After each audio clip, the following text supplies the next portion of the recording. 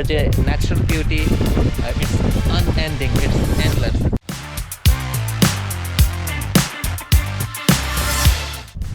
ছয় ভাগের 5 ভাগেরও বেশি অংশ অলরেডি সমুদ্রে বিলীন হয়ে গিয়েছে।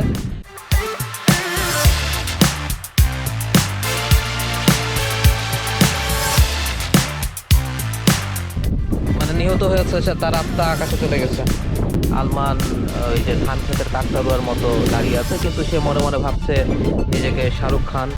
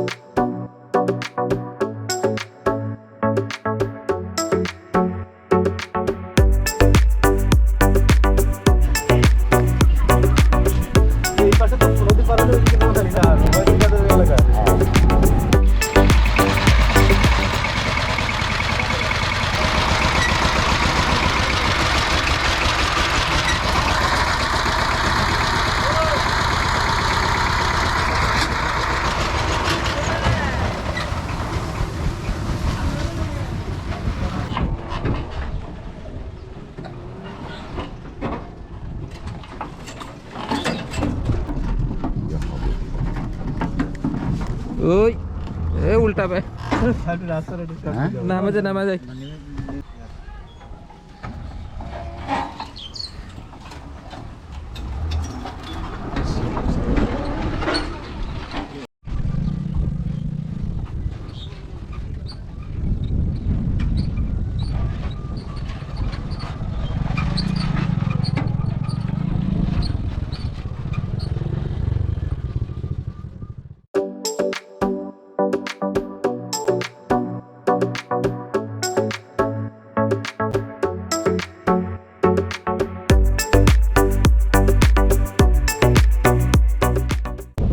আমরা চলে আসছি কালা পানির একটা চরে। Literally it's huge huge. যত দূর পর্যন্ত চোখ যাচ্ছে, চোখ শুধু যাচ্ছেই। কিন্তু এখানকার যে ল্যান্ডস্কেপ, এখানকার যে natural beauty, it's unending, it's endless. প্রচুর বাতাস, খুবই চমৎকার পরিবেশ। এবং মোস্ট ইন্টারেস্টিং ব্যাপার হচ্ছে যে এখানে আমরা ছাড়া আর কেউই নাই। পুরোটা বিচ, ইউ ক্যান সি, পুরোটা বিচ ফাঁকা।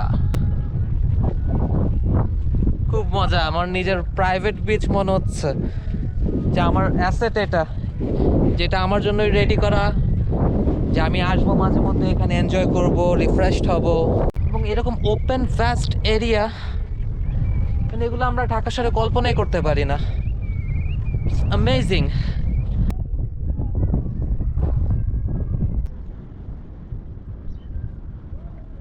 আমাদের আসার পথের কিছু রাস্তা, বিশেষ করে কাছাকাছি এসে এখানে এগুলো অনেক বেশি ভাঙাচোরা ছিল। তো আমরা যেই অটো রিক্সায় করে আসছি, তো ওই রিক্সা অনেক কয়েকবার একেবারে উল্টেই যেতে নিয়েছিল। তো এই রাস্তাগুলো ভালো করে দিলে খুব স্বাভাবিক এখানে টুরিস্টদের আনাগোনাটা বাড়বে, টুরিস্ট স্পটটা আরও পপুলারিটি পাবে। কিন্তু বাংলাদেশের মোস্ট জায়গাতেই যে কমন প্রবলেম, সেগুলো এখানেও আছে। যদিও এখানে হচ্ছে আমরা কিছু এনজয়মেন্টের কিছু অ্যারেঞ্জমেন্ট দেখছি, নট দ্যাট এনাফ। তারপরও কিছু একটা আছে। এত ভেতরে বাংলাদেশের এত দূরে একটা দ্বীপে, সেই দ্বীপটাও এত বড়, সেই দ্বীপের এত ভেতরে এসেও যে এখানে এরকম ছোটোখাটো পরিসরেও কিছু আয়োজন দেখা যাচ্ছে, এটাই তো একটা দারুণ ব্যাপার। সন্দ্বীপ কিন্তু বাংলাদেশের সাউথ ইস্ট উপকূলে বঙ্গোপসাগরে অবস্থিত। এবং এটা হচ্ছে গিয়ে বাংলাদেশের অনেক প্রাচীন একটা দ্বীপ।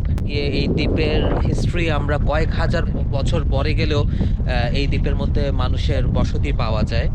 তো এত লম্বা, মানে এত দীর্ঘ একটা টাইম পিরিয়ড জুড়ে হচ্ছে গিয়ে সন্দ্বীপে মানুষের আনাগোনা, মানুষের বসতি।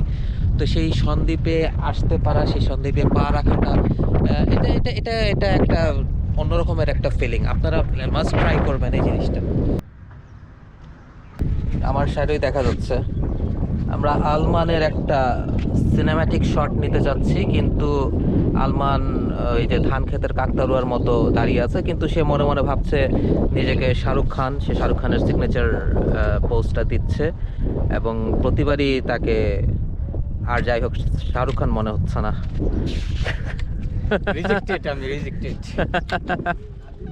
আলমান, এই ট্যুর নিয়ে, আপনার দীর্ঘদিন পর বাসা থেকে বের হওয়া নিয়ে, do you have anything to say? আমার চোখের ক্ষুধা মিটে গেছে, আপনার খোরাক হয়ে গেছে। ওকে, আপনার চোখ এত ক্ষুধার্ত থাকে কেন? আমার চোখ আপনার চোখের খাওয়াগুলো আসলে কি, এবং আপনার চোখের ফেভারিট খাওয়াটা কোনটা? ফেভারিট খাওয়া হচ্ছে কি বিশাল সমুদ্র, মরুভূমি থাকবে যেটা, বিচ দেখতেই পাচ্ছেন। আমার চোখ একদম সম্পূর্ণ এখন তৃপ্ত। ওকে, আমরা ধরে নিচ্ছি যে আপনি স্যাটিসফাইড। Yes, satisfied. সন্দ্বীপের দৈর্ঘ্য হচ্ছে গিয়ে 40 কিলোমিটার, আর প্রস্থ 5 থেকে 15 কিলোমিটারের মধ্যে। 15th সেঞ্চুরিতেও সন্দ্বীপ একটা খুব বেশ বড় আইল্যান্ড ছিল।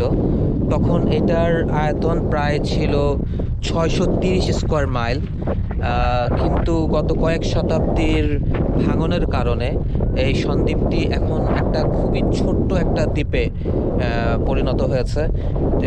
ভাঙতে ভাঙতে এই দ্বীপটার আয়তন এখন কমে এসে দাঁড়িয়েছে 80 বর্গ মাইলে। তো 630 মাইল থেকে কমে 80 বর্গ মাইলে চলে আসা মানে হলো 6 ভাগের 5 ভাগেরও বেশি অংশ অলরেডি সন্দ্বীপের সমুদ্রে বিলীন হয়ে গিয়েছে। কিন্তু আবার এই জায়গাটায় এসে নেচারের অন্য রকমের একটা পার্সপেক্টিভ দেখা যাচ্ছে। যেমন এখানে আমরা দেখলাম যে নতুন করে চর তৈরি হচ্ছে। আমাদের কিছু স্থানীয় লোকজন তারা জানালো যে এখানে চর পড়ে গেছে, এখানে আরও কিছু এক্সটেন্ডেড পার্ট তৈরি হয়েছে। তো এভাবে এদিক থেকে যদি এটা এক্সটেন্ড হতে থাকে, এভাবে এক্সপ্যান্ড করলে হয়তো maybe, I am not sure, যে সন্দ্বীপের আবার আয়তনে কিছুটা পরিবর্তন আসতে পারে। তবে আমরা চাবো যে এত সুন্দর, এত ব্রেথ টেকিং বিউটিতে ভরা সন্দ্বীপ, সে তার পুরোটা বিউটি ফিরে পাক, এবং হলো যে বাংলাদেশের ল্যান্ডের আয়তন যেন কমে না যেতে থাকে, উল্টা এটা বাড়লে আরও ভালো হয়।